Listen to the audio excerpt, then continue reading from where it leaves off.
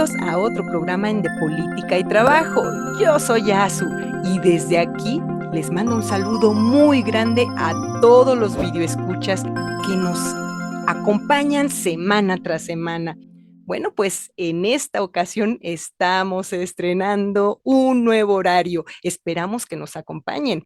Y también, bueno, esperamos que con este cambio podamos evitar un poco los retrasos y las dificultades técnicas que se nos han venido presentando. Bueno, pues esperamos también que todos ustedes se encuentren muy bien y que nos acompañen a lo largo de esta hora en donde estaremos tratando temas muy interesantes, ya sabe usted, vinculados al acontecer político y social de nuestro país, temas que como cada 8 días estamos trabajando. Bueno, pues a quienes nos han seguido desde hace ya varias emisiones, les agradecemos la paciencia que han tenido con nosotros, ya que como ustedes sabrán, bueno, pues hemos procurado consolidar un poco más la estructura de nuestro programa. En este tránsito, desde luego, pues hemos ido corrigiendo algunos aspectos técnicos y operativos de nuestro canal, así que les agradecemos mucho que tengan esta paciencia con nosotros. A quienes nos sintonizan por primera vez, les mencionamos que este es un canal pequeño, un canal independiente orientado a la formación política de nuestra sociedad desde una perspectiva crítica, como ustedes ya lo verán. Bueno, pues nosotros somos ciudadanos de a pie. Somos también docentes, profesionales de las ciencias sociales y de las humanidades. Somos un equipo pequeño, pero completamente independiente de cualquier partido político o de cualquier institución. Bueno, pues en este sentido, procuramos desde este espacio democratizar un poco el acceso a las ciencias sociales a través de un lenguaje claro y comprensible para toda la ciudadanía, pero no por ello menos riguroso en cuanto al contenido de los temas que aquí manejamos. Bueno, pues también somos activistas quienes desde distintas trincheras hemos apoyado en la medida de nuestras posibilidades algunos de los procesos de transformación de nuestro país desde hace ya varias décadas. Bueno, en todo este tiempo hemos orientado nuestro trabajo más hacia la izquierda social que hacia la izquierda electoral, sin dejar de reconocer, esto es importante, los avances que esta última, la izquierda electoral, pueda presentar en nuestro país. Por último, les comentamos que este proyecto se sostiene únicamente con nuestros propios recursos sin recibir financiamiento de nadie. Ya lo hemos dicho, pero lo reiteramos nuevamente. Y bueno, después de esta pequeña introducción y de agradecerles que estén aquí con nosotros, pasemos al tema del día de hoy. Pues bien, les platico que esta semana el Senado de la República anunció con bombo y platillo y toda la cosa la aprobación de una reforma laboral a los artículos 76 y 78 de la Ley Federal del Trabajo, artículos concernientes a los tiempos de periodo vacacional a los cuales, por ley, tienen acceso los trabajadores. ¿En qué consiste esta reforma? Bueno, pues en términos generales, esta reforma consiste en que se duplican los días de vacaciones a los que podrá acceder un trabajador mexicano, eh, pero que cuente con un empleo formal. Esto último lo reiteramos, la reforma aplica únicamente a aquellos trabajadores que cuenten con un empleo formal, no aplica para toda la población. Bueno, pues a pesar de que en términos mediáticos y sobre todo al interior de las redes sociales, esta reforma fue presentada como un gran avance por parte de la Cuarta Transformación en materia laboral, debe decirse, no obstante, que esta iniciativa de ley no fue propuesta por el presidente del país, Andrés Manuel López Obrador, ni por la secretaria del Trabajo, Luisa María Alcalde, tampoco fue propuesta por la bancada de Morena en el Senado, nada de esto. Esta propuesta fue presentada por la senadora de Movimiento Ciudadano, Patricia Mercado. La reforma fue aprobada por unanimidad en el Senado y enviada de manera inmediata a la Cámara de Diputados, en donde se espera que sea ratificada sin mayor problema en los próximos días, como ustedes ya lo verán. Bueno, de ser así, esta reforma laboral entraría en vigencia a partir del 1 de enero de 2023, es decir, del año que entra, o bien en su defecto, como ha ocurrido en otras ocasiones, entraría en vigor un día después de que sea publicada en el Diario Oficial de la Federación. Bueno, pues tal y como lo hemos mencionado, la aprobación de esta reforma, en particular, la reforma laboral, en materia laboral, implica básicamente ampliar los periodos vacacionales a los que tiene derecho un trabajador formal a partir de su primer año de trabajo. Bueno, como algunos de ustedes sabrán, actualmente la Ley Federal del Trabajo establece que todos los trabajadores tienen, al contar con su primer año de antigüedad, derecho a por lo menos 6 días de vacaciones anuales. El periodo de descanso se incrementa conforme se incrementa también la propia antigüedad del trabajador. De esta manera, actualmente un trabajador tiene derecho a 8 días de descanso vacacional a partir del segundo año laboral, a 10 días a partir del tercer año, a 12 días a partir de su cuarto año, etcétera. Bueno, pues con esta reforma a los artículos 76 y 78 de la Ley Federal del Trabajo, el periodo vacacional de los trabajadores formales se incrementa. Como ustedes pueden estar viendo en la pantalla, en este momento se va a incrementar a 12 días de vacaciones desde su primer año de trabajo, a 14 días a partir del segundo año de trabajo, a 16 a partir del tercer año, a 18 días a partir del cuarto año, a 20 días a partir del quinto año de antigüedad, a 22 días de vacaciones entre los 6 y los 10 años de antigüedad laboral. De los 11 a los 15 años corresponderían 24 días, de los 16 a los 20 años corresponden 26 días de vacaciones, de 21 a 25 años tocaría 28 días y de 26 a 30 años de antigüedad laboral le corresponderán al trabajador 30 días de vacaciones por ley. Si esta iniciativa de ley no es frenada en la Cámara de Diputados, lo cual se espera que no suceda, los trabajadores formales de nuestro país podrán acceder a un periodo vacacional más amplio a partir del 1 de enero de 2023. Ahora bien, ¿cuál es la lectura política que podemos dar a este hecho? ¿Qué implicaciones tiene esta reforma laboral para la economía del país? ¿Por qué se ha impulsado esta reforma laboral desde la oposición? ¿Acaso la derecha mexicana súbita y espontáneamente ha desarrollado una conciencia solidaria para con la clase trabajadora? ¿Qué dicen ustedes? Bueno, pues nos encontramos a unos cuantos días de conmemorar el centenario de la muerte de Ricardo Flores Magón, a quien, por cierto, les adelanto, vamos a dedicarle parte de nuestro programa la próxima semana, así que no se lo vayan a perder porque va a estar muy interesante. Ricardo Flores Magón, uno de los grandes pilares sobre los que descansa gran parte de las conquistas laborales que hoy en día gozamos los trabajadores de nuestro país, una figura muy importante en este sentido. El mismo Ricardo Flores Magón, que sentenciaba que los derechos laborales no son concedidos por la burguesía, sino que les son arrebatados a esta por parte de la clase trabajadora. ¿Acaso nos encontramos frente a una conquista laboral? ¿Es acaso una concesión por parte del empresariado a la clase trabajadora de nuestro país? ¿Ustedes qué creen a qué se deba esto? ¿Repentinamente los lobos comenzaron a preocuparse por las ovejas?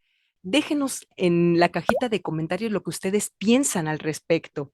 Pues bien, estas y otras preguntas nos estaremos formulando a lo largo de este programa, pero antes, acompáñenme a saludar a mi amigo y colega conductor también de este programa, el profesor Rubén Darío Arechiga. Vamos, acompáñenme.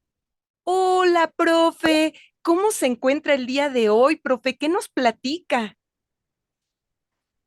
Fíjate que bien por algunas cosas que se me están aclarando con respecto a Colombia, al rato las comento, este, y, y bueno, porque me parece que la ley que tiene que ver con la reforma electoral apunta bien, negociando con el PRI para sacar los votos suficientes, pero para aplastar finalmente al PRI indirectamente, al PAN, al PRD y al Movimiento Ciudadano. Entonces, esto junto con el tema que hoy vamos a tratar, la verdad es que me alegra, ¿eh? Y miren, pues bien, pero luego medio descontrolado, sacado de onda por lo que es inevitable, ¿no? La muerte de gente cercana, de gente querida. Eh, Se dice que el día jueves murió Eliezer Morales Aragón, un personaje extraordinario como persona, como político de las izquierdas, eh, director de la Facultad de Economía ya hace tiempo. Eh, Últimamente estaba súper metido en lo que tuviera que ver con la soberanía energética, particularmente lo que tiene que ver con Pemex. Participaba en una revista que tenía esa orientación. Eh, y pues se nos murió a los 89 años, es decir, pues nos duró bastante. Eh, Qué bueno, no sé las causas puntuales de su muerte, pero, pero era posible. Pues esa edad es relativamente eh, difícil calcular que va a durar mucho más tiempo, ¿no? Y quizás lo más extraordinario con Eliezer es que tuvo que ver con la fundación del PSUV,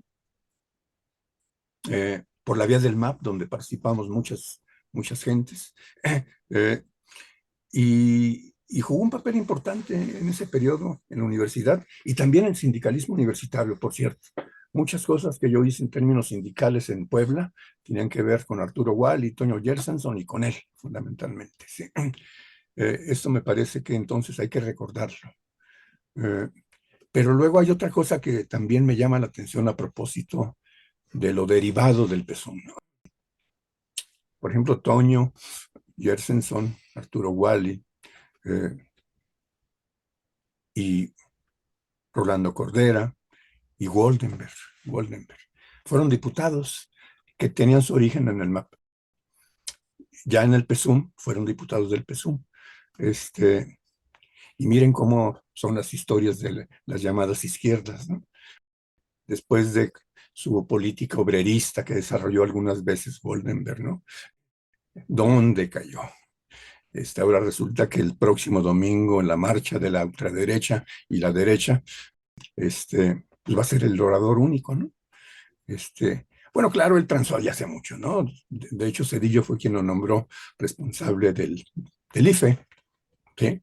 Y se la pasó a gusto porque finalmente no hubo problemas graves eh, en la elección de Fox, ¿no? Ya era un pacto entre PRI y PRAN para que ganara Fox, ¿no? Entonces no le tocó enfrentar ninguna situación difícil, ¿no? Pero bueno, recordando esa experiencia en la que estuvimos, no me arrepiento de haber conocido a esos personajes de los que ya hablé inmediatamente.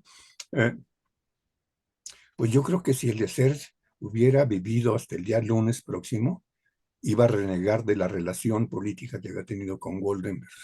Seguramente, ¿no? No es posible entender que tengas ese origen, porque además no es un problema de convicción política ideológica, la de Goldenberg, es un problema de negocio, de dinero, sin duda, ¿no?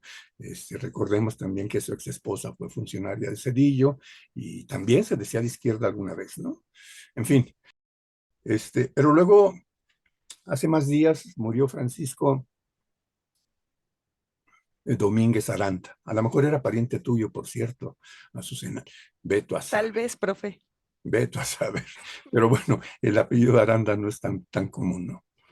Y es un compañero también extraordinario en su comportamiento personal, político, etcétera, ¿no? Él fue profesor de la Escuela de Arquitectura en Zacatenco todavía. Tomaba iniciativas muy interesantes a propósito de la estadística y de las computadoras, cuando estas se organizaban sobre la base de tarjetitas, ¿se acuerdan, no? Luego a la PES fue profesor de la Escuela de Arquitectura en la Universidad Autónoma de Puebla, impulsó mucho esto del el uso de la computación en la Universidad de Puebla, por cierto, no solamente en la Escuela de Arquitectura. Luego ya no tuvo tiempo porque se metió a trabajar a Pemex. Y con la influencia, pues sí, incluso indirecta de Toño Gersenson, Arturo Wally, el propio Eliezer Morales, fue el impulsor de una segunda versión del sindicalismo de técnicos y profesionistas de Pemex. Fue extraordinario lo que hizo Francisco Domínguez por ahí, extraordinario de veras, ¿no? Llegó a algunos acuerdos con la quina y tenían una independencia del tamaño del mundo y políticamente jugaron un papel, híjole, de 10, excelente. Sí. Muchos incluso de los compañeros que han participado en nuestros programas, Azucena y en otros, pues tienen que ver con eso. Francisco Domínguez los metió a gente del Poli a trabajar a Pemex para desarrollar, claro, el trabajo técnico, pero también el trabajo político. Eh, Después, bueno, tuvo otras experiencias, regresó al Poli, ya jubilado, de Pemex, después de que incluso tuvo serios problemas cuando meten a la cárcel a la quina. Y, y bueno, ya jubilado, era un activo impulsor en Malinalco, donde vivió un tiempo más o menos largo, y últimamente en la Ciudad de México, en apoyar la Cuarta Transformación. Se nos fue Francisco también, ¿no? Y ante estas dos muertes que sí nos pesan, si yo quisiera, pues que le dedicáramos, cuando menos tú y yo, pero ojalá y nos acompañen luego a nuestros videoescuchas, en un minuto de aplausos.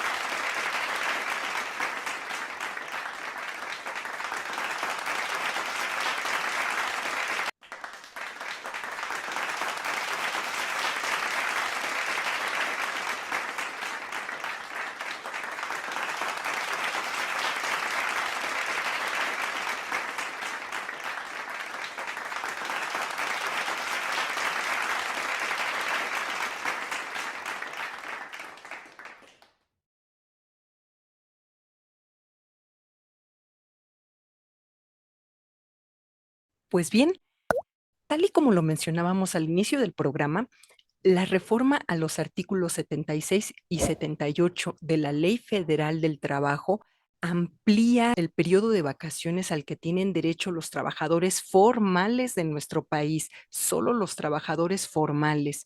¿Cuál es la lectura que podemos darle a este hecho? Bueno, pues lo primero que tenemos que decir es que evidentemente esta microrreforma laboral únicamente beneficia a aquellas personas que cuentan con un empleo formal, no benefician al resto de la población. Yo les pregunto a todos ustedes, a todos nuestros videoescuchas, ¿acaso ustedes forman parte de este sector laboral que cuenta con un empleo formal, con acceso a todas las prestaciones de ley? Si es así, muchas, pero muchas felicidades, ya que en ese caso, ustedes forman parte de este sector laboral minoritario y privilegiado que cuenta con seguridad social. Debo decirles que no todos tenemos ese privilegio. La mayoría de los mexicanos, pues, no tenemos acceso a un empleo formal. Entonces, ¿de cuántos mexicanos estamos hablando en este sentido? Bueno, pues según las estadísticas del Instituto Nacional de Estadística, Geografía e Informática, INEGI, en su encuesta nacional de ocupación y empleos de 2022, del total de la población económicamente activa del país, alrededor del 57.7% se dedica al trabajo informal. Es decir, Prácticamente 6 de cada 10 mexicanos que trabajan lo hacen en la informalidad, o lo que es lo mismo, más de la mitad de los trabajadores mexicanos no tenemos un empleo formal. No tenemos prestaciones, tampoco seguridad social, ni absolutamente nada. Estamos hablando, en términos redondos, de alrededor de 32 millones de trabajadores mexicanos que carecemos de un empleo formal. Fíjense qué cifra tan grande. De estos 32 millones de mexicanos que carecen de un empleo formal, la inmensa mayoría se dedica al ambulantaje, al comercio o al autoempleo a través de los oficios. Bueno, pues este es el panorama laboral para la mayoría de los trabajadores de este país ante la entrada en vigor de esta reforma a la Ley Federal del Trabajo. Es un escenario poco alentador. Vista en su contexto, puede observarse que esta microrreforma laboral en realidad incide de manera minúscula en las condiciones laborales de la mayoría de los trabajadores mexicanos. Nuevamente les hago la pregunta a todos nuestros videoescuchas, a los que están detrás de la pantalla, ¿a cuántos de ustedes, de sus familiares o de sus amigos beneficiará esta reforma laboral? Piensen alrededor de sus círculos más cercanos. Si este tipo de medidas mantienen alcances tan limitados, entonces quizá ustedes estén preguntando, ¿cuál es el motivo que lleva a impulsarlas? Lo primero que debemos mencionar es que estas microrreformas laborales, a pesar de provenir de la oposición, entran en sintonía perfecta con la política laboral del actual gobierno, cabe destacar. Debe recordarse que el gobierno federal encabezado por Andrés Manuel López Obrador ha sido el primero desde hace más de 50 años que ha impulsado un incremento sustancial al salario de los trabajadores mexicanos. No olvidemos que a lo largo de estos 4 años de gobierno, el salario mínimo de los trabajadores se ha incrementado alrededor del 60%. Debemos tener presente que durante las criminales administraciones del PRI y del PAN, el salario mínimo, pues, en ocasiones no aumentaba ni siquiera un solo punto porcentual. Esta lógica se mantuvo durante más de 50 años. Bueno, pues debe puntualizarse de igual forma que la iniciativa de aumentar gradualmente el salario mínimo ha provenido exclusivamente del presidente, del propio presidente del país, no de la Secretaría del Trabajo, ni mucho menos de los órganos patronales del país. Ya parece que esto va a pasar. Bueno, pues el aumento al salario mínimo de los trabajadores, pues le ha acompañado de igual forma una mayor incorporación del proletariado mexicano a los servicios de seguridad social, como puede constatarse. Pareciera ser entonces que la política laboral del actual gobierno se caracteriza por priorizar los intereses de la clase trabajadora del país. ¿Es acaso esto correcto? ¿Qué piensan ustedes? Bueno, pues la respuesta a esta pregunta resulta ser un poco compleja, como vamos a ver más adelante. Tal y como lo mencionábamos hace unas semanas, cuando dedicamos nuestro programa a hablar del otorgamiento del voto femenino, cuando analizábamos las causas y los impulsos que el sistema de poder priista había tenido para conceder el voto a la mujer, señalábamos que el voto femenino no fue una conquista social de las mujeres mexicanas, para nada, sino una concesión por parte del régimen para mantenerse acordes a las exigencias instrumentales del propio desarrollo del sistema capitalista. Bueno, pues algo similar sucede con esta aparente evolución de los derechos laborales del proletariado mexicano, pues los derechos laborales son ampliados única y exclusivamente cuando ya no pueden ser postergadas más estas aplicaciones, cuando ya no se pueden postergar más, sobre todo cuando se compite laboralmente con fuerzas productivas, pues más desarrolladas, en este caso, pues las de Estados Unidos y Canadá.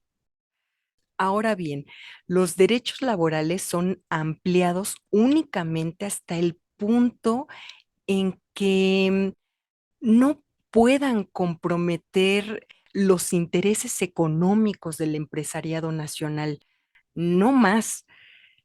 Es decir, si el otorgamiento de un mayor periodo vacacional para la clase trabajadora formal no compromete sustancialmente el capital del empresariado nacional, entonces concédase esta aplicación del periodo vacacional, esta ampliación para todos los trabajadores. El empresario, por su propia definición de clase, no hay que olvidar esto, jamás, jamás otorgará beneficio alguno al trabajador que represente una amenaza real a sus intereses. Esto no va a pasar. Bueno, pues al representar menos de la mitad de la población económicamente activa del país, al trabajador mexicano formal se le puede otorgar este tipo de concesiones porque no representan ningún riesgo para el empresariado. Y lo reiteramos, hablamos de concesiones por parte del sistema de poder. No se trata de conquistas laborales derivadas de años de lucha organizada, para nada. Estas concesiones al proletariado mexicano proyectan asimismo en la conciencia de este la aparente afinidad de intereses históricos entre el gobierno, el empresariado y la clase trabajadora de nuestro país, pero nada más alejado de la realidad.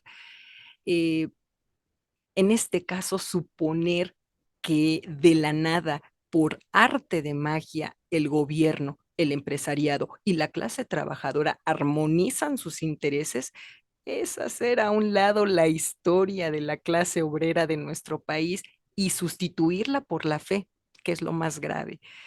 Bueno, a esta disolución de la conciencia de clase del proletariado mexicano deben sumarse también, pues, las ganancias electorales que este tipo de paliativos representa.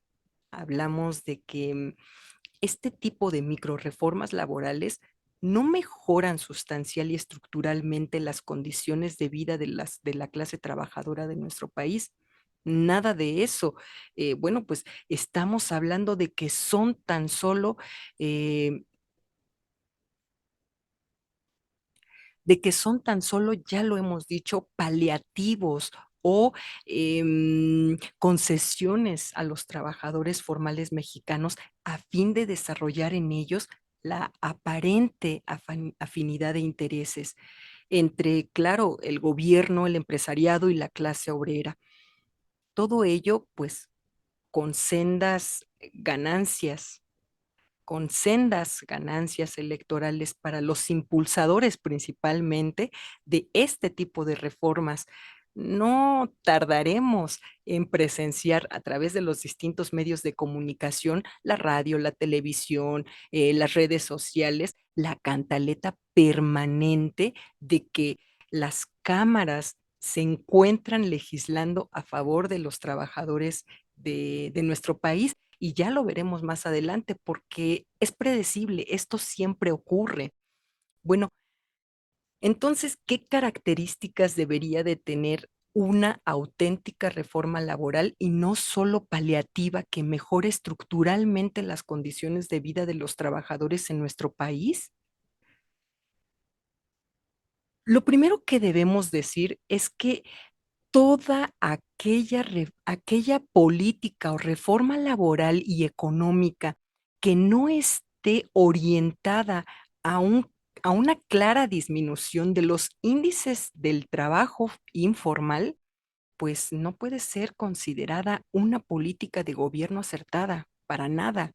Lo primero que debemos reconocer en este caso es la extrema gravedad de que prácticamente más de la mitad del país se dedica al ambulantaje.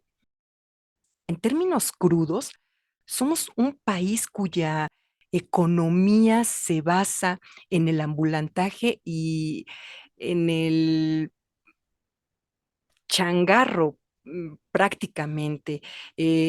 No somos un país en términos económicamente productivo, no lo somos. Somos un país cuya fuerza laboral se encuentra orientada en su gran mayoría al comercio o al mercadeo, no a la producción o al desarrollo de la tecnología y conocimiento, nada de eso.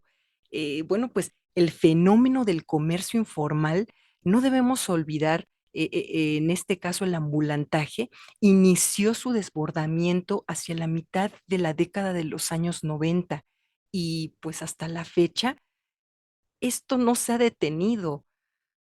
Cualquier cifra presentada por la actual administración en torno a los avances en materia laboral debe ser, pues, contrastada con las cifras que revelan que el ambulantaje en nuestro país no solo no ha disminuido, sino que por el contrario, ha aumentado a pasos agigantados en la actual administración. Vaya, ni siquiera en algunos países cuya economía se encuentran en peores condiciones que la nuestra, tal y como sucede con algunas naciones en Centroamérica, y en Sudamérica, el fenómeno del ambulantaje ha alcanzado dimensiones tan graves. Eso solamente está ocurriendo aquí y no se considera algo grave.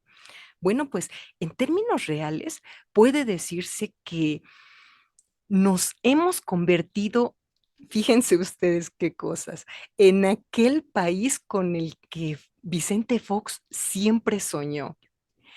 Vicente Fox soñó con ser un país de changarreros y de vendedores, pues las políticas institucionales de autoempleo y de microempresa a través del otorgamiento de microcréditos, pues continúan fomentando esta lógica, desafortunadamente. Se piensa que el mayor anhelo de un trabajador mexicano actualmente es tener su propio changarro, su propio negocio. No se piensa que un mexicano desea desarrollar sus habilidades o sus capacidades técnicas o sus capacidades profesionales. Eso está descartado. Bueno, pues el primer paso hacia una reforma laboral que realmente beneficie a todos los trabajadores de nuestro país debe ser, pues, primeramente, el reconocimiento del trabajo informal como uno de los problemas más graves que padece nuestro país. A esto debe sumarse, por supuesto, el reconocimiento de mecanismos de explotación laboral que aún persisten en todas las esferas económicas de nuestra sociedad. Uno de estos mecanismos lo representa, desde luego, el llamado outsourcing. El outsourcing no solo no ha sido erradicado de la política laboral en nuestro país, sino que incluso se ha impulsado por las propias instituciones de gobierno. Recuerdo en este caso a aquel reclamo de Gerardo Fernández Noroña a la Cámara de Diputados por recurrir ellos mismos a la contratación de trabajadores mediante el outsourcing. Pues bien, la Cámara de Diputados no es desde luego la única institución gubernamental que sigue replicando esta forma de explotación laboral, porque hay que decirlo, es una forma de explotación laboral. El outsourcing se mantiene presente en prácticamente todas las esferas institucionales eh, gubernamentales del país. Pues bien, otra de las formas de explotación laboral que persiste en nuestra sociedad es el llamado pago por honorarios. A quien haya tenido la oportunidad de trabajar en este régimen fiscal podrá hacerse una idea de lo que implica una radical negación de cualquier tipo de derecho laboral, porque eso es una negación de los derechos laborales. Quien trabaja por honorario ni siquiera es reconocido como trabajador formal por la institución que lo contrata, ya sea esta pública o privada. El trabajador por honorario siempre es visto como un mero prestador de servicios externos, de servicios que se ofrecen a la institución. Pues bien, no se considera como un trabajador integrado a la base laboral para nada. Al trabajador por honorario se le otorga un pago del cual debe deducir él mismo, el trabajador debe deducir los impuestos que deberá pagar ante Hacienda. El trabajador por honorarios no tiene absolutamente ningún tipo de prestación o de seguridad social. No genera antigüedad de ningún tipo de clase, no tiene vacaciones por lo tanto, o días feriados, no tiene un solo día de aguinaldo. Fíjense qué grave es eso. No tiene acceso al servicio de salud, o sea que si se enferma, le toca pagar todo. No tiene acceso a sindicato, no tiene derecho tampoco absolutamente nada más allá que de su pago. Es a lo único que tiene derecho el trabajador por honorario. Yo como docente cuento con una amplia experiencia por lo que a contratación por honorario se refiere. Fíjense ustedes, yo llevo más de 18 años de docencia, pero no he generado un solo año de antigüedad en alguna institución, ya que la mayoría de las instituciones educativas públicas o privadas contratan a sus docentes por honorarios, figúrense. Recuerdo haber leído hace algunos días las quejas de un grupo de profesores del Instituto Rosario Castellanos del Gobierno de la Ciudad de México que le hacían el reclamo a Claudia Sheinbaum por mantener este mecanismo de explotación laboral hacia los docentes al interior de este instituto capitalino. Imagínense ustedes, ¿no? Y bueno, estos son solo algunos de los puntos a considerar por una hipotética reforma laboral que se plantease verdaderamente el mejoramiento de las condiciones de vida de los trabajadores y no solo el otorgamiento de paliativos hacia estos. Desafortunadamente, algunos de los puntos que recientemente mencioné, bueno, pues no forman parte siquiera del debate nacional en torno a los derechos laborales. Bueno, pues ahí está una prueba. Hace apenas un año, tanto las cámaras como la Secretaría del Trabajo validaron una reforma laboral que sigue otorgándole vigencia al outsourcing. Algunos de ustedes la recordarán. Bueno, pues de los trabajadores por honorarios, ni qué decir, esta administración no se ha ocupado en lo más mínimo de ellos, pues están en el olvido. Ahora bien, profe Rubén, usted tiene otro punto de vista al respecto. Usted es más optimista frente a este escenario. Profe Rubén, ¿qué tiene para decirnos con respecto al tema que estamos tratando el día de hoy?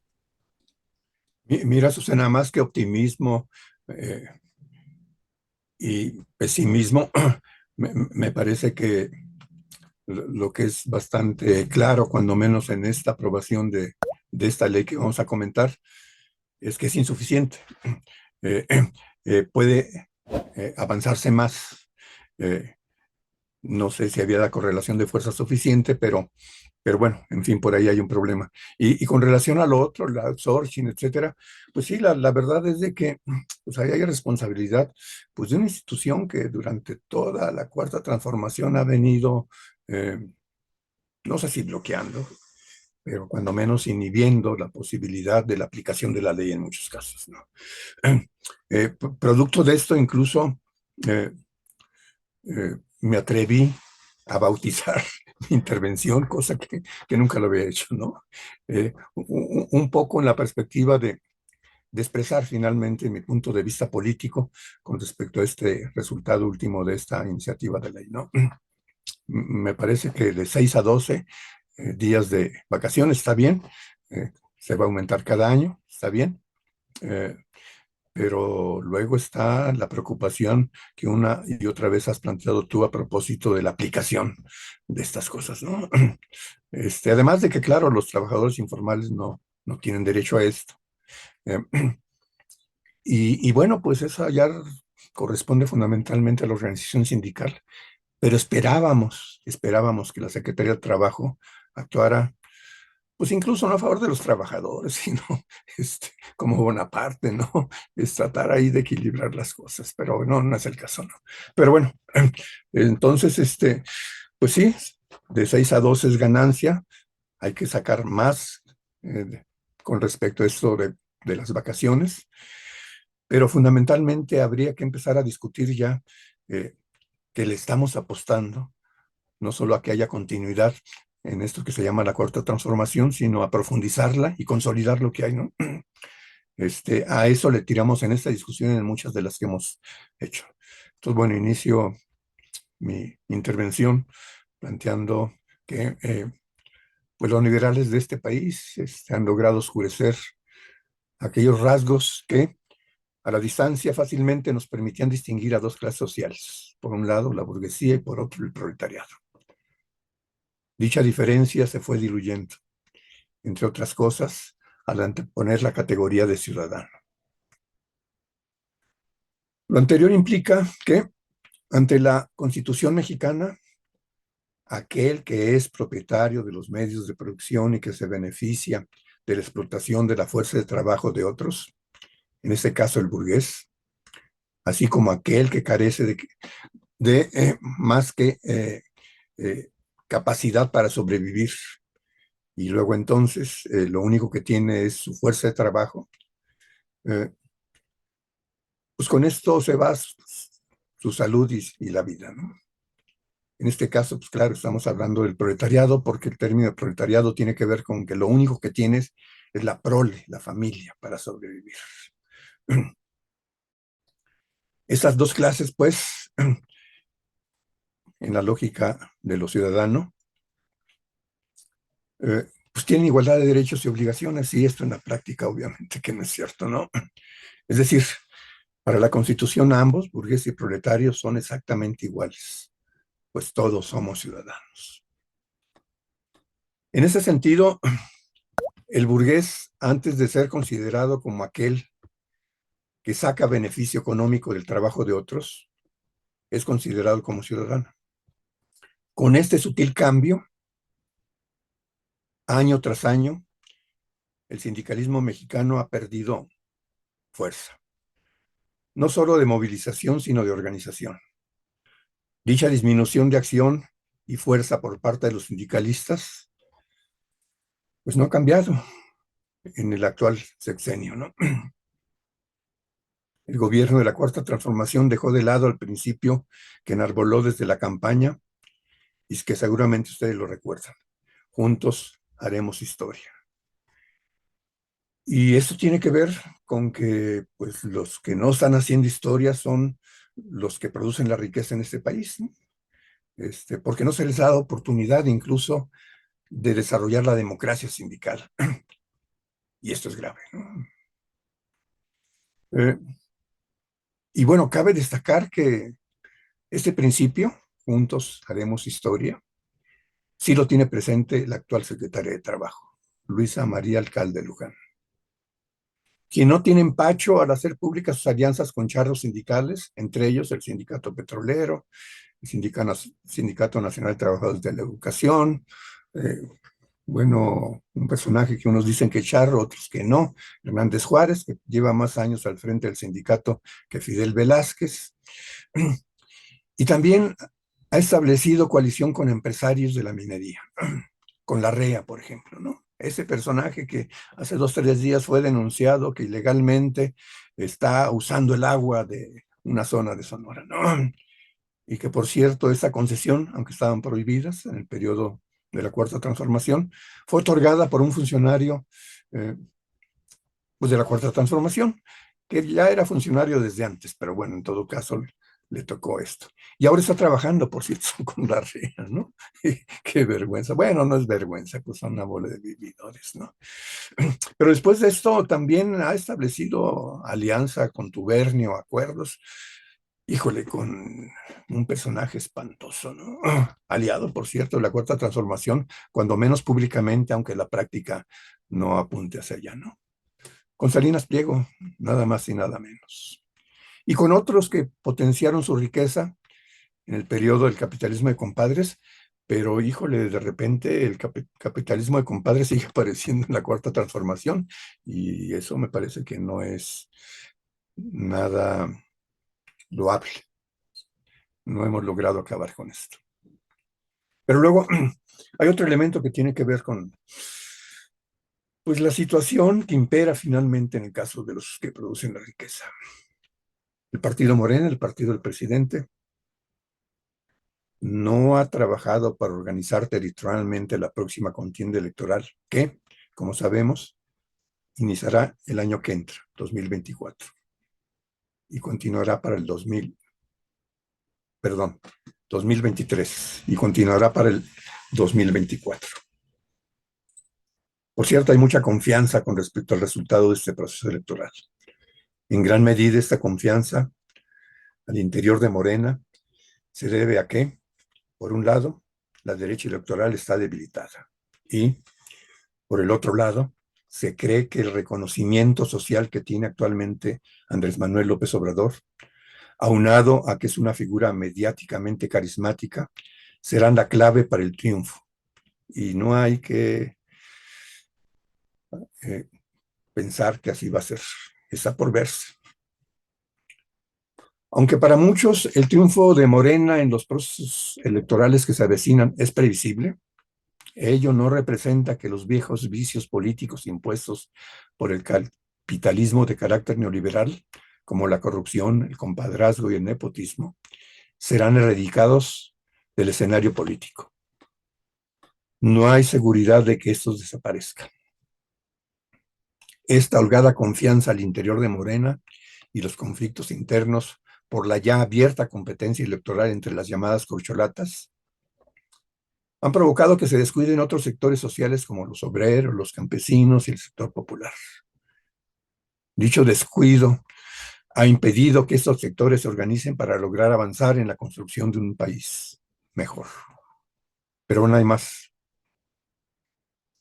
El fortalecimiento de la lógica del capitalismo de compadres, el nepotismo y la corrupción al interior del actual gobierno es un factor que nos perjudica a todos, incluyendo a la clase trabajadora, claro, de la que ahora estamos hablando. El ejemplo más evidente del fortalecimiento de esta lógica de nepotismo y compadrazgo al interior del actual gobierno se encuentra en la familia Alcalde Luján. Es preocupante, ya que el papá de la secretaria del Trabajo, Arturo Alcalde Justiniani, sea el asesor principal, no visible, pero funcional, de un grupo nutrido de empresarios. Por otro lado, la mamá Berta Luján Uranga ha logrado mantenerse casi que para la eternidad en el aparato burocrático de Morena. Así también se encuentran los innumerables casos, de veras innumerables casos, denunciados públicamente de los familiares y o amigos cercanos a la familia, que han logrado ser parte de la actual administración. Sin duda, no hay duda, estamos frente a un caso de nepotismo, compadrazgo y corrupción. Pero no es el único. Lo grave de todo esto es que lo único que se busca es seguir viviendo el presupuesto público. Híjole, híjole. Por otro lado, aquellos logros que abrieron perspectivas favorables para la organización democrática de los trabajadores sindicalizados, con la reforma laboral derivada del Tratado de Libre Comercio entre México, Estados Unidos y Canadá, no representan una base sustancial, pues estos pasos se dan a cuentagotas. En este mismo sentido, la inexperiencia por parte de los trabajadores en la cuestión de organización sindical, pues recordemos que esta ha sido acaparada por el charrismo sindical durante décadas, así como el sistemático individualismo extremo promovido por todos los medios de comunicación, sean estos escritos, audiovisuales y digitales, han impedido que los trabajadores se organicen para proteger y defender sus derechos humanos y laborales. Ahora bien, la Secretaría del Trabajo, dependencia encargada de favorecer el trabajo digno de los trabajadores y evitar los abusos laborales, no solo no ha hecho algo para resolver dichos conflictos, sino que ha complicado el funcionamiento de la democracia sindical, como ha sido denunciada decenas de ocasiones. A pesar de la debilidad del sindicalismo en nuestro país, la pandemia y la crisis del capitalismo, aquí, allá y en todo el mundo globalizado, los trabajadores han reaparecido mediante el uso de un recurso legal. Este es la huelga. Este recurso ha sido constantemente implementado por los trabajadores, sean estos sindicalizados o no. Ha sido tanta la fuerza que se ha logrado por medio de este recurso que los gobiernos neoliberales han intentado inhibirlo, aunque no lo han logrado. El uso de la huelga por parte de los trabajadores es un recurso que se ve en muchas naciones, no solo en México. También se ve en Estados Unidos, en Reino Británico, en España, en Francia, en Brasil, en la India y en muchos otros más. Dichas huelgas han generado un ambiente propicio para animar e impulsar otras luchas. Hasta el momento, los objetivos de esas huelgas se refieren a recuperar el nivel de ingresos perdidos por la inflación universal. Algunos otros, por mejorar sus condiciones de trabajo, incluyendo lo salarial, entre otras. Las más de las veces han logrado ganar sus demandas, y eso hay que informarlo, para darle confianza al sindicalismo democrático de nuestro país, y de igual forma, para preparar a la nueva clase obrera de nuestro país en su camino por librar futuras luchas. Algo de esto ya sucede. Como ejemplo, puede mencionar el caso de la huelga minera en Michoacán, de meses atrás, en donde se logró aumentar el reparto de utilidades en un 2%, por arriba de lo establecido legalmente. Este hecho ha sido seguido por varios sindicatos en nuestro país, y en todos los casos han ganado esa batalla.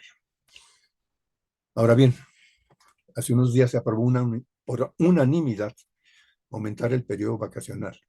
El incremento fue de 6 a 12 días por año de trabajo. Recordemos que primeramente, en el gobierno de Madero, en 1911, ya se había aprobado a través de la gestión del Departamento de Trabajo dar a los trabajadores 4 días de vacaciones pagadas por año. Después, hasta 1970, se aumentó a 6 días.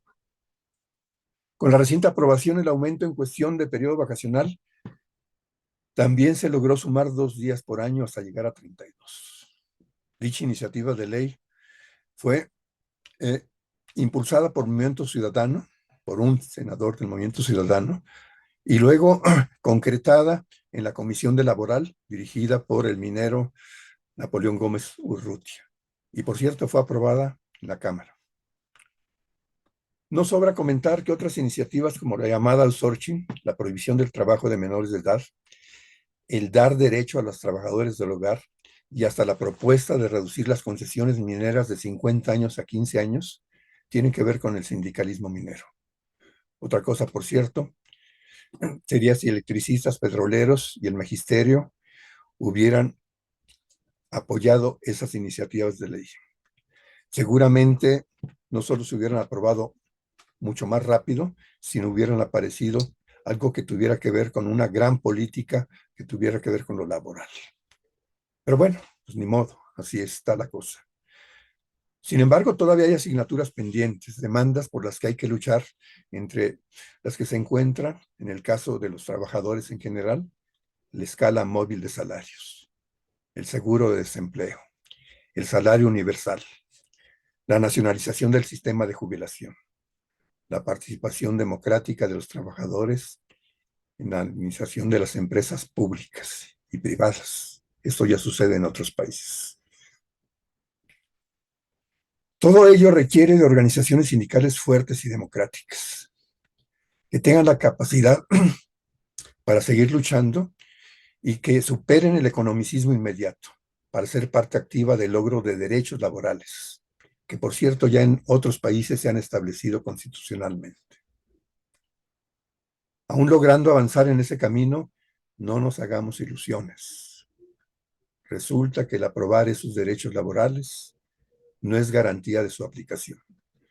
No solo por la limitada organización sindical existente, igual porque la dependencia institucional para concretar esas leyes solo escucha el poder de los empresarios. Repito, solo escucha el poder de los empresarios. Por ejemplo, la derecha empresarial brincó ante el aumento de días de vacaciones y rápidamente la presidenta del Instituto Mexicano de Contadores Públicos, Laura Grajeda, declaró que podría generar mayor informalidad en el trabajo, dado que son nuevos costos que deberán asumir los empleadores. A confesión de partes, ni qué más decir. Anunció que los empleadores van a evitar cumplir con esa obligación legal, contratando a trabajadores sin que estos tengan derechos. No hay que sorprenderse, ya que como es sabido, los abogánsters y los contagánsters son sujetos principales en la corrupción. Otra vez, hay que decir que la concreción de los derechos laborales depende de la organización sindical que imponga cotidianamente la garantía plena de su ejercicio. Ya para terminar y antes de pasar a las conclusiones de nuestro programa, doy a conocer una pregunta que una y otra vez me han hecho activistas sindicales y trabajadores de empresas públicas y privadas.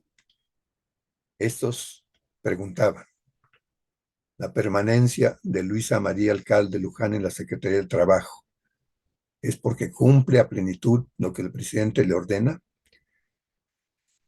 La respuesta hace 3 años hubiera sido apresurada, quizás. Sin embargo, y a la luz de los hechos, pues muchos que hacían esta pregunta responden afirmativamente.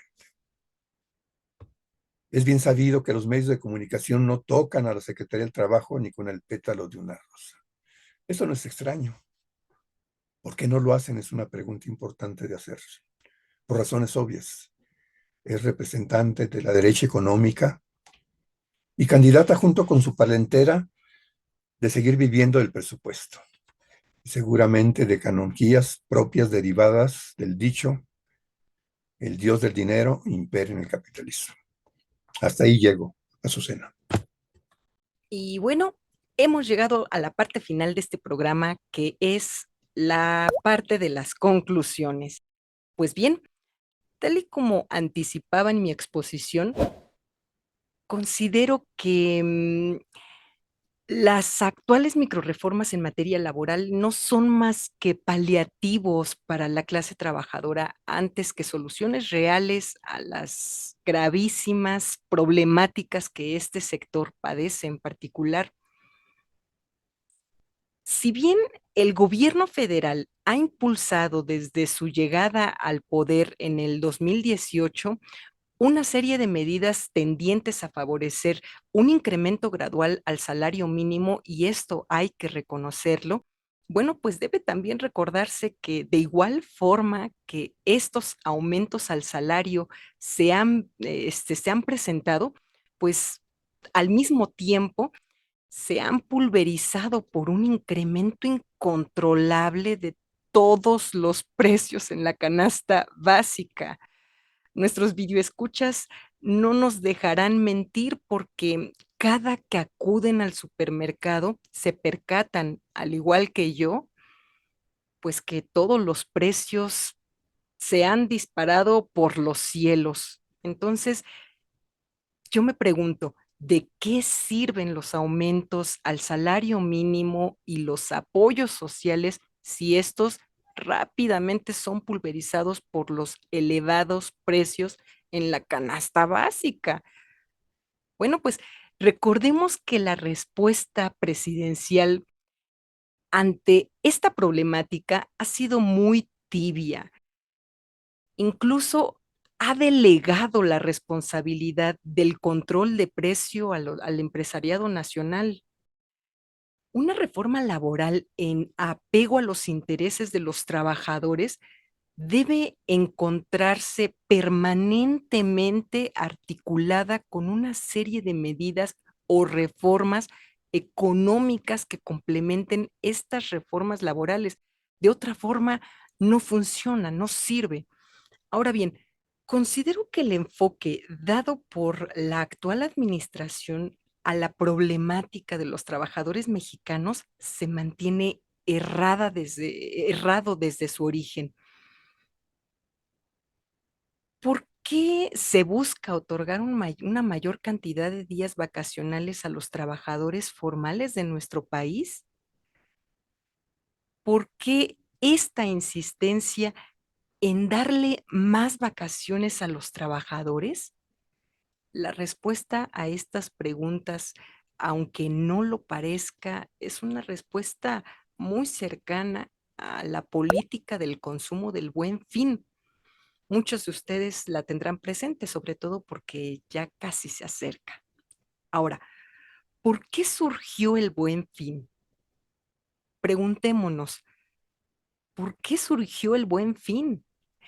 Bueno, pues el Buen Fin surgió con la intención de complementar el recorrido de los días de asueto a fin de forzar puentes vacacionales.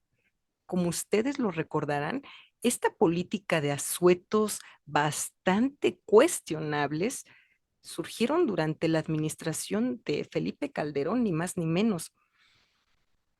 ¿Qué implicaba esto? Implicaba que si el día de asueto caía el jueves, pues este se recorría para el viernes, a fin de forzar un pequeño puente vacacional y entonces ya tenías jueves, viernes, sábado y domingo para descansar o para irte de vacaciones. Ahora, ¿con qué fin se estableció esta medida? Esta medida fue establecida con la única finalidad de incentivar el consumo entre la clase trabajadora de nuestro país. No tuvo otro fin. El consumo entre las personas aumenta exponencialmente en los días de asueto. No es casualidad esto. De ahí que se forzaran la creación de puentes. De ahí que se estableciera el llamado Buen Fin correspondiente a cada 20 de noviembre. Bajo esta lógica es que se ha ampliado el periodo vacacional de los trabajadores a mayor cantidad de días de asueto. Se espera que el trabajador consuma más y se reactive así la economía. Aquí es donde considero que yerra el enfoque laboral de la actual administración. Se busca reactivar la economía del país forzando a la clase trabajadora al consumo, no a la producción. Este es un enfoque completamente neoliberal. La economía se reactiva desde el consumo, no desde la producción, según esta economía. Bueno, pues la reactivación de la economía de un país a través del consumo, pues constituye un mantra ideológico repetido por muchísimas administraciones neoliberales a lo largo y ancho de todo el mundo, ¿eh? No nada más aquí en México. Los resultados, adivinen qué, siempre son los mismos. Se potencia el consumo, pero los beneficios se los llevan únicamente los empresarios, no la economía nacional. Una solución más adecuada a nuestro problema laboral y económica sería una similar a la implementada por el presidente Roosevelt hacia la década de los años 30 en Estados Unidos, con su famosa política de New Deal o Nuevo Trato. El nuevo trato de Roosevelt logró reestructurar la economía de los Estados Unidos al tiempo que pues estimulaba la creación de empleos entre la clase trabajadora. Es interesante esta propuesta porque en este caso, ¿hacia dónde se enfocó Roosevelt con su política del nuevo trato? Bueno, pues Roosevelt no se enfocó en el consumo de los trabajadores, para nada. Roosevelt se enfocó en la creación de empleos, en la esfera productiva de la economía. En este sentido, Roosevelt promovió el desarrollo interno de obras de infraestructura, como puede ser puentes, carreteras, hospitales, escuelas, presas, etcétera, a fin de crear empleos estables para la clase trabajadora, ni más ni menos. Roosevelt se enfocó en el aspecto productivo de la economía estadounidense, no en el aspecto del consumo. Aquí estamos haciendo las cosas al revés, estamos invirtiendo los procesos, fomentamos el consumo entre la clase trabajadora pensando que así puede reactivarse la economía, pero esto no ocurre como se piensa. La obra pública en esta administración, salvo contadas excepciones, es prácticamente inexistente. O díganme ustedes, ¿cuántas carreteras, cuántos hospitales, cuántas escuelas, cuántas universidades se han creado cerca de donde ustedes viven? Cerca de donde ustedes viven. Bueno, pues la administración actual no ha construido un solo centímetro de metro en la Ciudad de México, no vayamos muy lejos. Las obras que se llevan a cabo son obras que ya estaban allí, que ya estaban iniciadas en proyecto o en obra como tal. Pues la creación de una infraestructura permanente para el país, más allá de la refinería y de los nuevos y del nuevo aeropuerto, pues sigue siendo una de las grandes deudas de esta administración, desafortunadamente. En tanto no se impulse a gran escala la construcción de obra pública, pues bueno, pues el desempleo, el subempleo y la informalidad seguirán expandiéndose cada vez más en nuestro país. Simultáneamente, el empleo formal, híjole, tenderá a reducirse cada vez más. De por sí está reducida, pues se reducirá cada vez más con las graves consecuencias sociales y económicas que esto conlleva para el país y para todos nosotros. Ahora bien, de igual forma, debe desnaturalizarse la normalización con la que actualmente vemos el fenómeno del ambulantaje en nuestro país.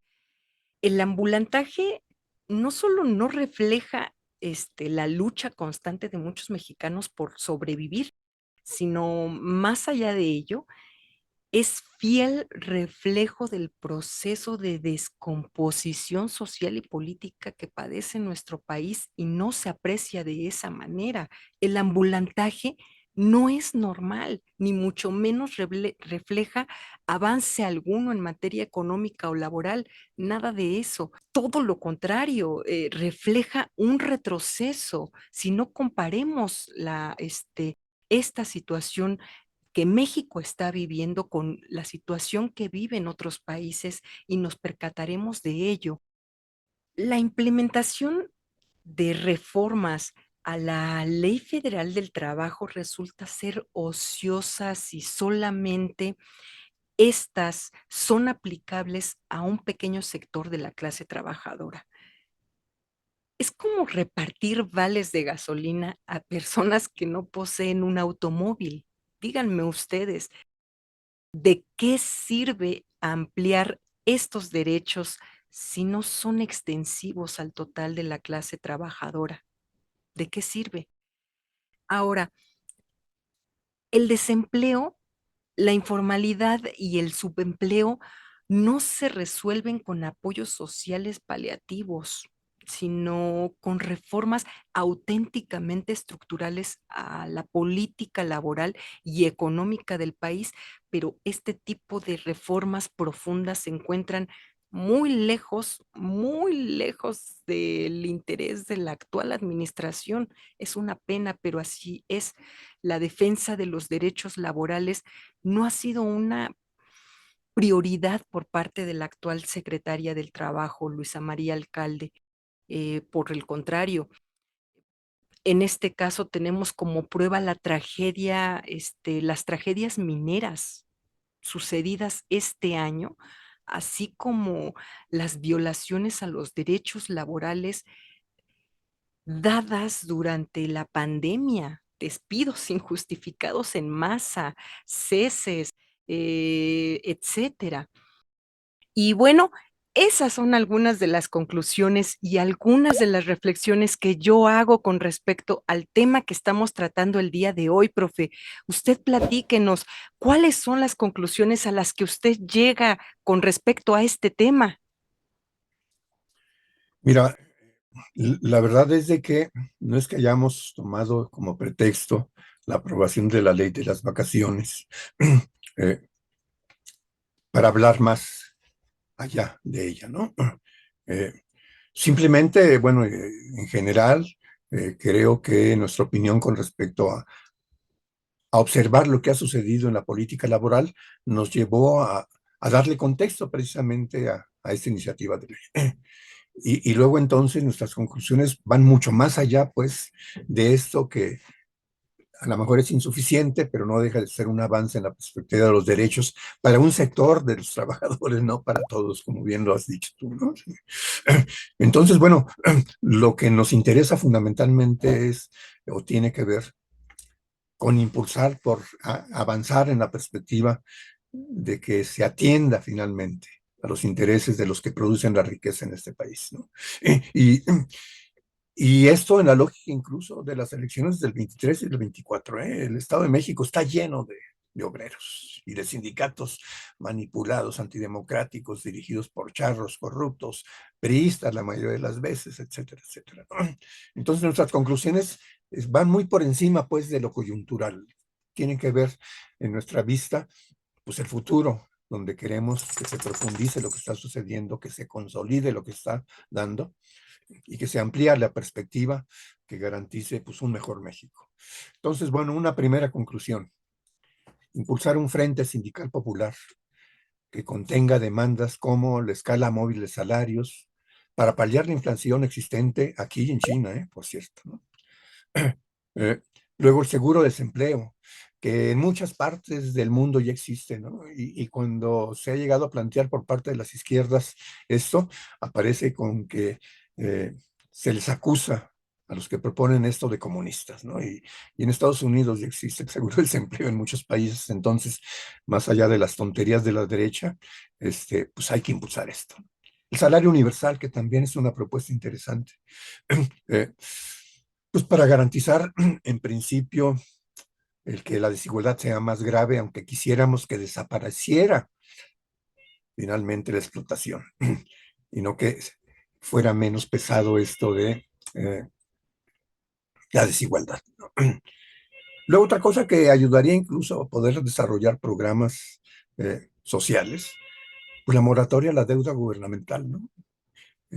Híjole, lo que pagamos eh, por esa mentada huelga es gigantesco y ayudaría a mejor resolver muchos de los problemas que tenemos en múltiples planos, particularmente con respecto a infraestructura para el país, impulso más a la producción, etcétera, etcétera. Y esto incluye, claro, el desconocimiento de la ratería conocida como FOAPROA, ¿no? Un invento del Politécnico, que qué vergüenza que yo soy del Poli, de Ernesto Zedillo, ¿no? desconocer el Fobarafro, que fue una tranza del tamaño del mundo. Luego, ¿por qué no? Reconociendo lo que es el neoliberalismo y su carácter universal, globalizador, como dicen algunos, pues acercarnos a los sindicatos de otros países para hacer un frente sindical popular global, ¿no?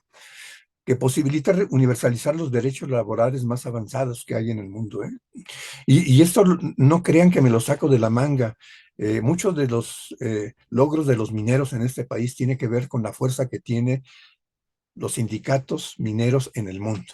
Y estos han venido apoyando muchas de las luchas de los compañeros mineros en este país.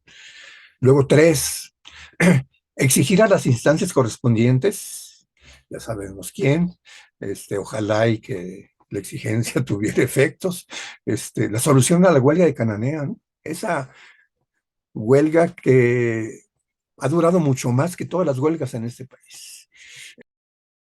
En un lugar incluso simbólicamente importante, la huelga de Cananea en 1902, 1903 fue extraordinaria y abrió la perspectiva de la llamada Revolución Mexicana, ¿no?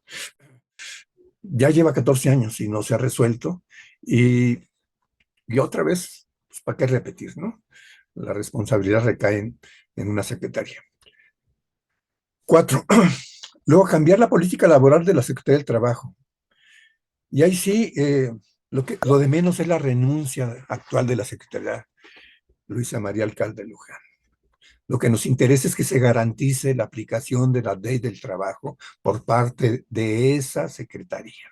Nada más, ¿no? Que se quede ahí, que siga cobrando lo que nunca había cobrado, ¿no? O a lo mejor sí, ¿no? Con las componendas con su papá es posible que hasta sacara más, ¿no? Luego, 5, favorecer el Frente Sindical Popular eh, para que este sea instrumento que articule a movimientos sociales, que muchos de ellos son independientemente de la cuestión electoral. Para que en la propuesta electoral de Morena en el 24 se incorporen finalmente los programas de estos movimientos sociales. Y esto con toda la crítica que hemos hecho con respecto al funcionamiento de Morena, ¿eh? Pero no hay otra, es la opción electoral. Híjole, para continuar, consolidar lo hasta ahora hecho. Y, y en esa lógica de este punto 5, pues extender la formulación de López Obrador de que juntos haremos la historia. Los que no lo apoyaron lo pueden apoyar si sus problemas son atendidos en el 24, en las elecciones del 24. Y es fundamental hacer crecer finalmente el apoyo electoral a Morena, a pesar de todo lo que hemos dicho. Pues para poder garantizar cambios en la Constitución, ¿eh? Porque si no vamos a estar igual que Chile, Ecuador, Bolivia, etcétera, ¿no? Donde, bueno, ganaron la presidencia, pero perdieron la Cámara de Diputados y de Senadores. Y entonces no se puede hacer prácticamente nada, ¿no? Entonces, ya se dice que como el 60 y tantos por ciento de los mexicanos apoyamos las políticas de Andrés Manuel López Obrador. Bueno, pues hay que materializar eso, pero también discutir con las izquierdas, con los movimientos sociales, la necesidad de que puntualicen sus puntos programáticos para que sean incorporados en la campaña electoral, y ojalá y que luego cumplan, ¿eh? Porque, híjole, de repente nos encontramos con situaciones, pues, contradictorias cuando menos, ¿no? Quiero terminar mi intervención precisando que esto que estoy formulando no son una carta a los Reyes Magos, ¿eh? A propósito de las fechas que están por llegar, ¿no? Ya que confío que es posible aterrizar muchas de estas propuestas y otras sugeridas, pues, por las fuerzas progresistas y de izquierda que apoyamos, y algunos que no apoyan incluso la Cuarta Transformación. Si nos ponemos las pilas todos estos, más la base social que ya de por sí tiene la Cuarta Transformación, seguro que hay oportunidad de cambiar la Constitución. Y bueno, por último, gracias a quienes nos siguen los pasos de nuestro canal de Política y Trabajo. gracias a los comentarios y críticas a nuestro quehacer político, ya que así creemos, no creemos, estamos seguros más bien que podemos construir el conocimiento suficiente para seguir creciendo las izquierdas, hasta cambiar las constituciones que están profundamente enajenadas en la lógica de los intereses neoliberales. Sí. Le apostamos entonces a un contrato social en el que los productores de la riqueza tengan garantizada una vida digna, como en Cuba, claro. O sea, salud, educación y vivienda. Gracias, Susana. Le dejo los micrófonos. Gracias, profe. Pues bueno, estamos a punto de cerrar nuestro programa, el programa del día de hoy, que tratamos un tema muy interesante como los que hemos estado tratando, pues los invitamos a revisar todos los trabajos que hemos hecho, los invitamos también a divulgar este trabajo que estamos generando acá en este pequeño espacio, los invitamos también a que le den manita arriba, a que se suscriban, a que nos recomienden y bueno, le agradecemos mucho a toda nuestra audiencia que nos está acompañando semana tras semana, pues en este nuevo horario esperamos que tenga receptividad y también pues agradecemos mucho a profe Rubén que como siempre está al pie del cañón aquí hablándonos de estos temas tan interesantes y haciendo aportaciones muy importantes para la organización de pues de nuestra base, ¿no? De trabajadores, pero también para la organización política de nuestro país. Profe Rubén, ¿quiere usted comentar algo al respecto antes de despedirnos de nuestra audiencia? Sí, mira, muy corto en esto que voy a comentar, a propósito de la globalización, ¿no? Y también incluso de una formulación de Carlos Marx, ¿no? Que decía proletarios de todos los países unidos, ¿no? Si eso era válido en el siglo XIX, claro que hay que reivindicarlo en el XX. Y no solo los proletarios, ¿no? También los sectores populares, eh, para poder impulsar finalmente pues, un contrato social que incluya lo que decía yo al último, ¿no? Y saco a colación y recupero lo que antes dije en el siguiente sentido. Tenemos algunas relaciones en algunos países de América Latina, Puerto Rico, por ejemplo, Cuba, Colombia, fundamentalmente. Escogimos incluso con quién queríamos discutir, marchar, etcétera, ¿no? Y restablecimos la relación, se había cortado por cuestiones de tiempo, con Miriam, una compañera del Movimiento para la Paz de Colombia. Una compañera, híjole, extraordinaria, activista desde siempre. Williams, un compañero dirigente sindical de, de los burócratas, por llamarlo de alguna manera. Y ellos y otras gentes en el movimiento social de Colombia jugaron un papel extraordinario, de veras. Me acuerdo que una vez que íbamos a entrevistar a Williams, pues llegó tarde, ¿no? Y bueno, lo esperamos, ¿no? Estaba el Zoom abierto, etcétera, ¿no? Dicen, dispensen, pero es que estaba en la negociación con el presidente de la República sobre el movimiento social. Es decir, no es un activista común y corriente, ¿no? Bueno, este contacto que restablecimos abre la puerta para hacer cosas, ¿no? Para pensar en grande, no a nivel nacional, para empezar a buscar compromisos con gente que comparte muchas ideas con nosotros, tiene diferencias, ¿por qué no? Así somos las izquierdas, pero estamos dispuestos a ponernos de acuerdo pues, para impulsar cosas colectivamente. Ellos tienen que ver, por ejemplo, con la educación, donde tú, Azucena, pues estás formada para eso. Aunque a veces no te lo quieren reconocer, pero bueno, es una historia aparte. Eh, y con el sindicalismo, entonces, son dos temas también que son fundamentales para nosotros, más allá de tratar otros, ¿no? Entonces, bueno, ya establecimos una relación que abre la perspectiva, pues, ¿por qué no? Claro, de que, por ejemplo, el día 15 de este mes son los primeros 100 días del presidente de Colombia. Y ya tienen pues un recuento de lo que ha hecho en 100 días y de veras que si ustedes pudieran leer, conocer esto que ha hecho en 100 días, decían, "No, pues ese güey está loco, ¿no? O no hay que creerle porque no es posible que en 100 días haya hecho tantas cosas, ¿no? De veras que es una revolución. Gracias, figúrense ustedes, a una de las cosas que hemos subrayado en perspectiva. Tener la capacidad en la Cámara de Diputados y claro, de senadores, o sea, tener las dos cámaras a favor de una modificación en nuestra Constitución, incluso recordando eso que no se nos olvide. En algún momento tuvimos la Constitución más avanzada del mundo de los países capitalistas. Claro, una cosa es lo que está por escrito y luego el único que más bien cumplió fue Lázaro Cárdenas, ¿no? Los demás ahí manosearon esto, inhibieron, etcétera. A eso le apostamos. Entonces, bueno, esta relación con Miriam, con Williams, con Colombia, con Puerto Rico, con Cuba, de veras que va a fomentar una reflexión sobre los problemas, no en términos nacionales, sino pues en términos de, cuando menos, América Latina.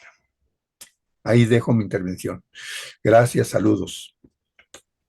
Y bueno, pues hemos llegado al final de este programa. Agradecemos mucho su compañía y los esperamos en este nuevo horario. Recuerde, aquí en su canal de Política y Trabajo, los sábados a las 9 de la noche a partir de este día. Bueno, pues les agradecemos y sin más nos despedimos, les enviamos muchos besos y nos vemos hasta la próxima. Cuídense, cuidémonos.